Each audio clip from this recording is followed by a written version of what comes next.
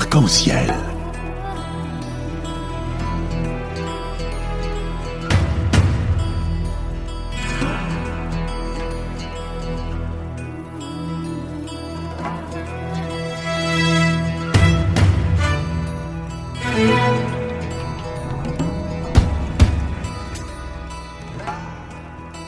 Arc-en-ciel, chaque dimanche, actualité, culture, économie, société et animation festive. Avec Abdelatif Arc-en-ciel, la chronique.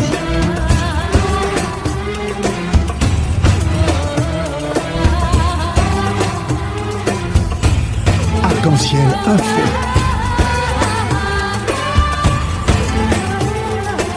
Et comme ça a été annoncé, nous sommes heureux d'être avec notre quatrième intervenant, Monsieur Jacques Nguyen Thesen. Bonjour.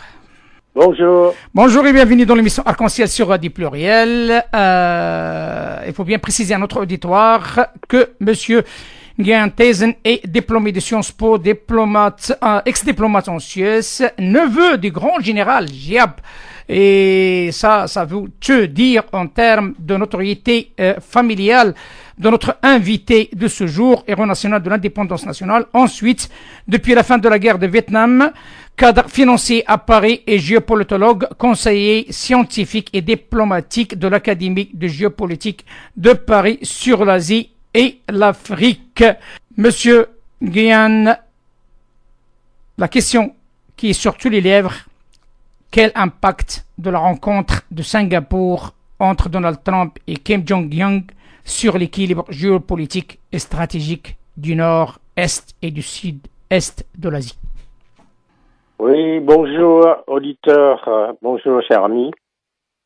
Je pense que si le sommet de Singapour entre le président Trump et le président coréen du Nord, Kim Jong-un, se réalise, et je crois que il y aurait peut-être des chances que ça puisse se réaliser à long terme. Ça pourrait influencer énormément l'équilibre stratégique, géopolitique de la région. Je situe un peu la région dont nous parlons.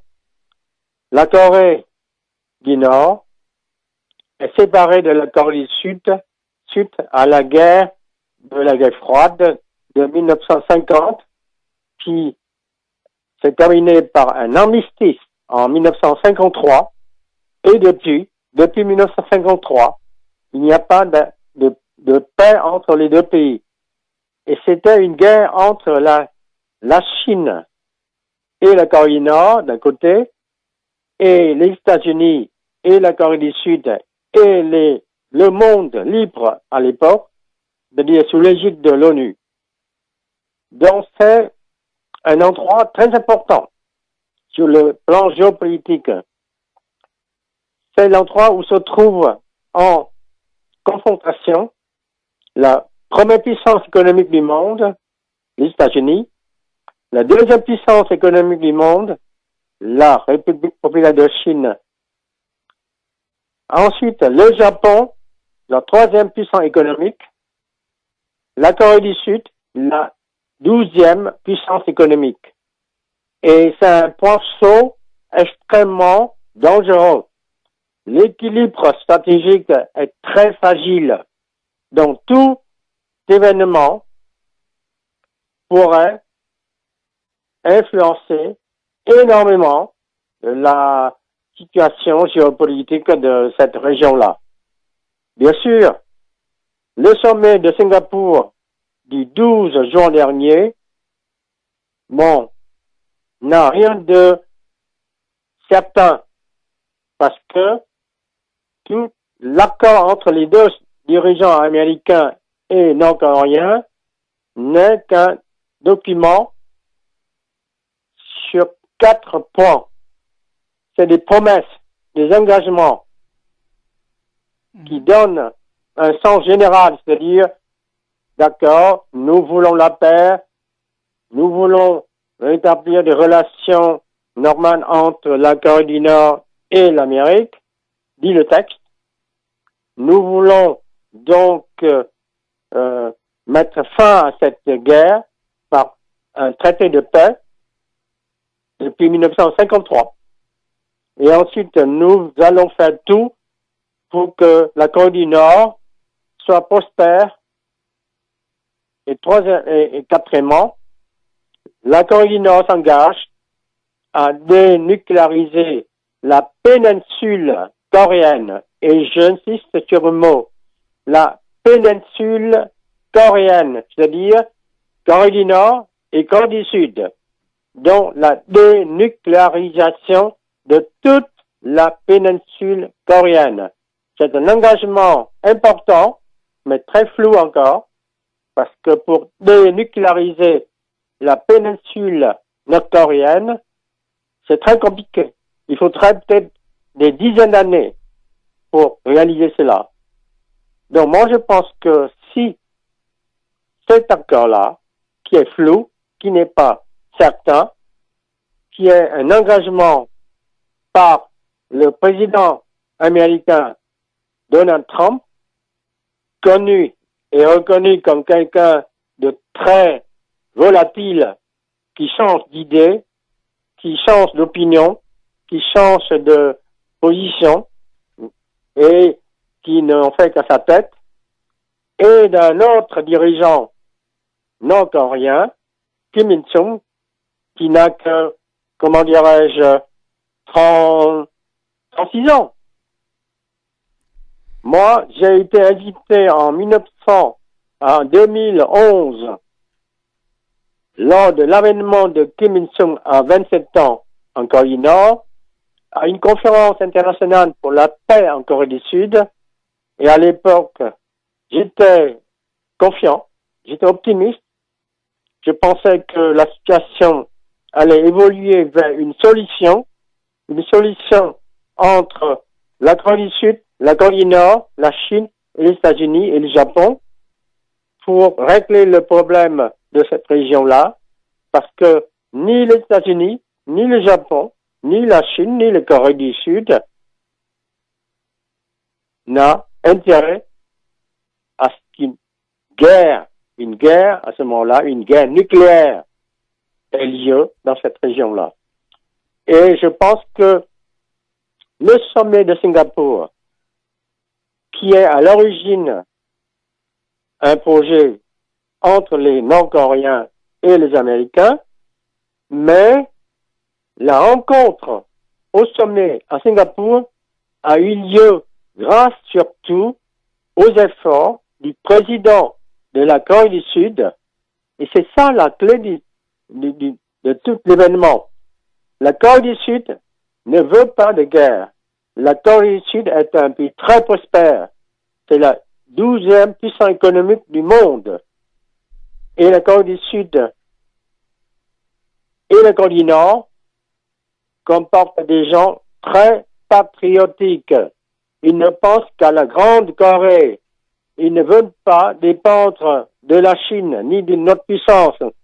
Donc la Corée du Sud et la Corée du Nord se sont rencontrés au mois d'avril cette année pour se mettre d'accord sur la dénucléarisation de la péninsule coréenne et sur la paix pour éventuellement aller vers une réunification à terme, peut-être sous une forme d'une fédération, mais probablement à court terme, moyen terme, sous la forme d'une confédération, c'est-à-dire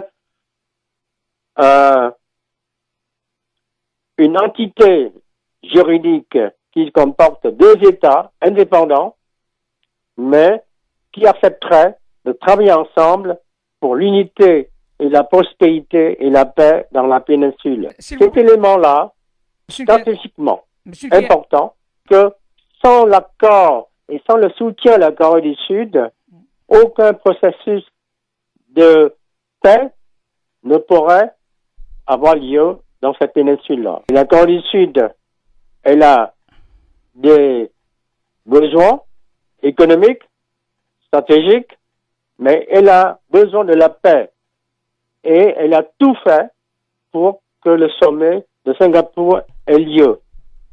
Donc, si, grâce à ce soutien stratégique de la Corée du Sud, avec lequel la Chine doit se mettre d'accord, et l'Amérique est content d'accepter ce soutien-là, si, grâce à ce soutien-là, la Corée du Nord s'entend bien avec les États-Unis pour dénucléariser toute la péninsule dans un processus très étendu et très long, disons de 5-10 ans. S'il y avait la paix, un traité de paix de signer dans cette région-là, à ce moment-là, l'équilibre stratégique et géopolitique du nord-est de l'Asie serait complètement modifié. La Corée du Sud, avec la Corée du Nord, serait devenue une puissance économique très importante. La Corée du Nord, grâce au soutien économique, financier de la Corée du Sud, du Japon et des États-Unis, deviendrait un pays prospère et, à ce moment-là, la dynastie Kim y retrouverait sa légitimité.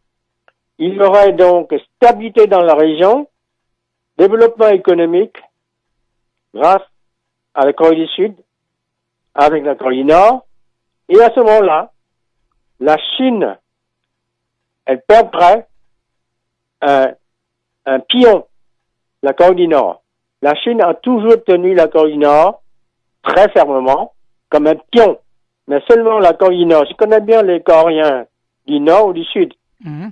Ce sont des gens très patriotiques et très fiers de leur origine et de leur nationalité. Ils ont même un contentieux territorial avec la Chine parce que, il y a encore 3-4 millions de Coréens qui sont en Chine, qui sont de nationalité chinoise, parce qu'ils ont été enlevés dans la Chine, et la Chine occupe actuellement peut-être jusqu'à 300-400 000 km² du territoire coréen. Et les Coréens, du Nord comme du Sud, ils ont un mouvement pan-coréen, c'est-à-dire pour un grand Corée, une grande Corée. Donc c'est des gens qui peuvent se mettre ensemble dans la paix, dans la prospérité, pour affirmer leur identité nationale, et ils se détacheraient de l'influence dominante de la Chine, et à ce moment-là, l'Amérique serait content d'avoir une région acquise à l'influence américaine, économiquement prospère, et où la présence de troupes américaines ne serait plus nécessaire. À ce moment-là, l'Amérique changerait de politique et renforcerait son dispositif de défense stratégique vers le sud, vers Taïwan. Actuellement, l'Amérique a changé de politique à Taïwan. Monsieur Trump a renforcé la présence américaine à Taïwan, fourni des armes et des technologies militaires à Taïwan pour en faire un bastion contre la Chine. Ensuite, si Taïwan peut faire face à la Chine grâce au soutien de l'Amérique et du Japon et de la Corée du Sud, à ce moment-là, l'Amérique aurait les mains plus libres pour se concentrer sur l'Asie du Sud-Est.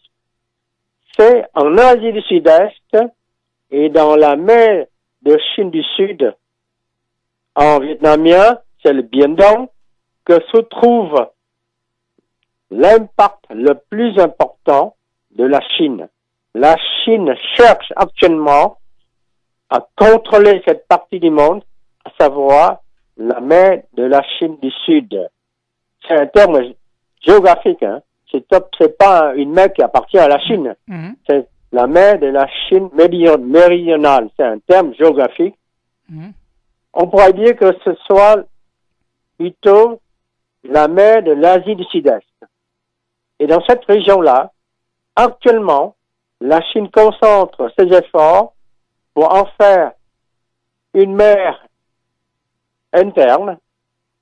La Chine, actuellement, fait tout pour contrôler cette mer, à travers laquelle soit 80% du commerce international de la région passe.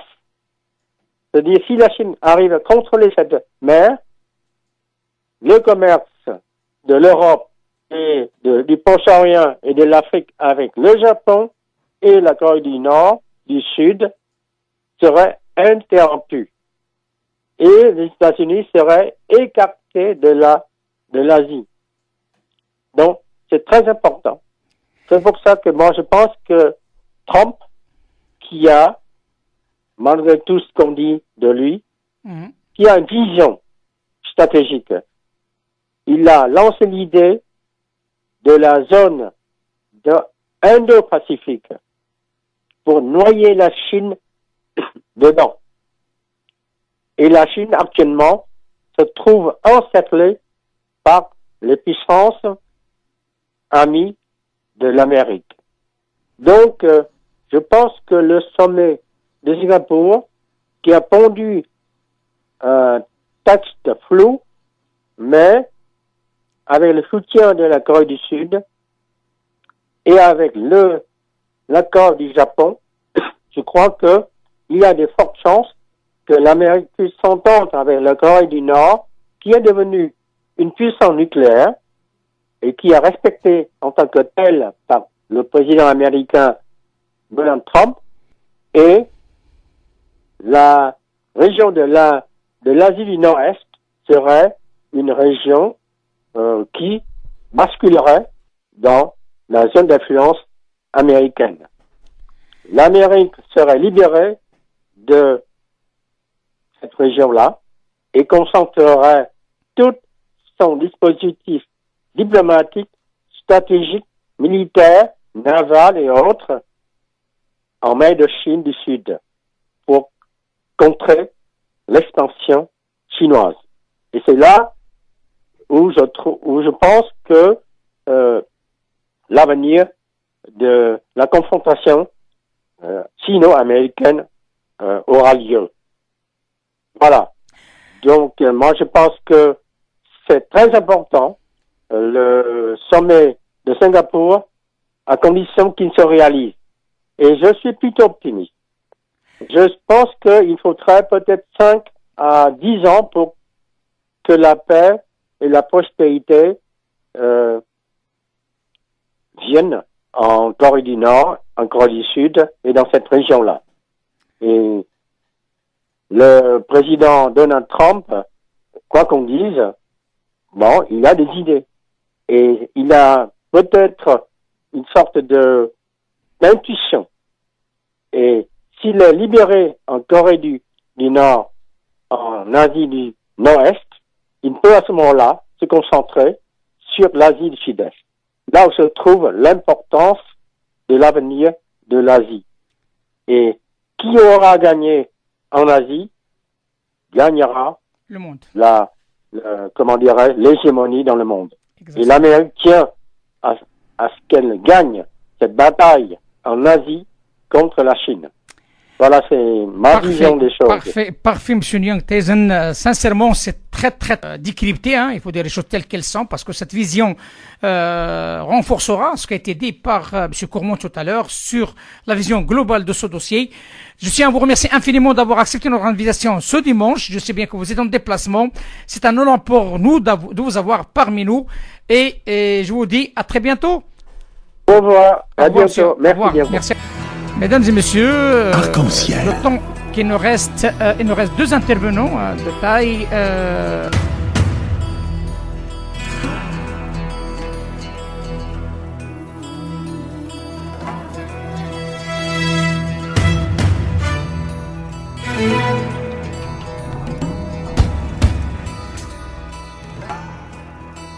Arc-en-ciel, chaque dimanche, actualité, culture, économie, société et animation festive. Avec Abdelatif Arc-en-ciel, la chronique.